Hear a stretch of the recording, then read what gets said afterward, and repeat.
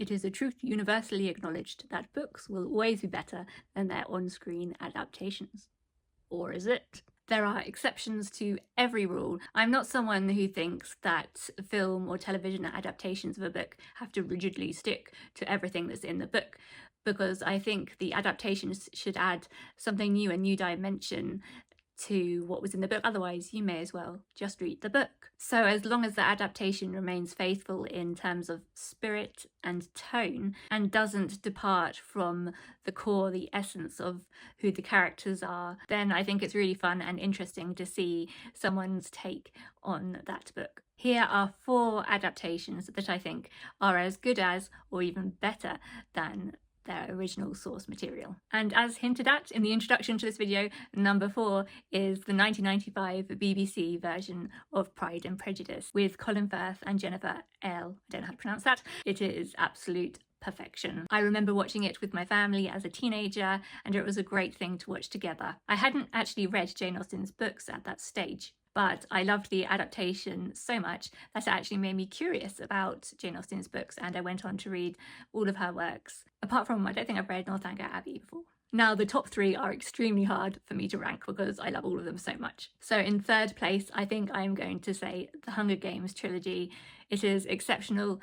The books are my 2nd favourite series of all time, and the films are incredible, and they add something, they enhance the books even more, I think. Whereas in the books we have this first-person point of view of Katniss. In the films we get this more omniscient point of view, and we get to see President Snow and the game makers, and it brings so much to the world. And the director adapted it so cleverly and made sure that the violence was never glorified and that we knew the true horror of the situation. I'm really struggling to rank the top 2 now, so I think I might give an equal 1st place to Anne of Green Gables, the 1985 version with Megan Follows and Jonathan Crombie. It is flawless. I cannot recommend it highly enough. And this is an example of where I think the adaptation beats the source material. So I have read Anne of Green Gables, those books, and this version is better. And finally, we have, of course, the Lord of the Rings trilogy. The films far surpass the books in every way, in my opinion. I remember going to see it at the cinema at the Odeon in Ipswich when it first came out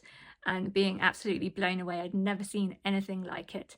I was in a sort of hallowed awe, stunned silence afterwards. And yes, of course, there were changes from the books, but they only served to enhance the films. So the role of Arwen and Glorfindel not being there and Tom Bombadil not being there, and Galadriel taking some of Treebeard's lines from the books. The world has changed. You know, that bit at the beginning, though Treebeard actually said that, not Galadriel. But I'd say joint along with Anne of Green Gables, The Lord of the Rings are the best films of all time. I cannot express my love for them enough, but there may also be some teenage hormones going on there because I was 14 or 15 when I first saw the film, and when you first came across Aragorn or Strider in the Prancing Pony, and he was in the shadows, sitting in the shadows in the corner, and I had remembered that scene from the book, and it gives you goosebumps. Especially because I don't actually like Aragorn in the books, which is a major flaw because he's meant to be, you know, the return of the king and everything, that's him. But I found him sexist, and he treated Eowyn appallingly in the books, whereas in the films it was very different. You didn't get that feeling from him at all. It was all very noble. But I have very different favourite characters in the books to the films with Lord of the Rings. So in the books, Sam is my favourite because he is the way into the story. We get his thoughts and feelings, whereas that doesn't really happen too much with other characters. And in the books, I also loved Faramir.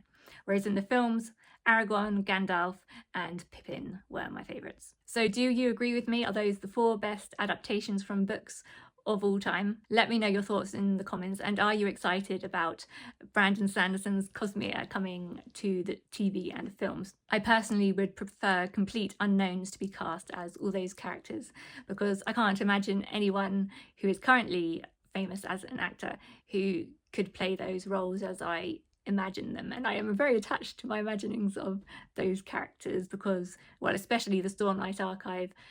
The Stormlight Archive is my favourite. So let me know your thoughts in the comments.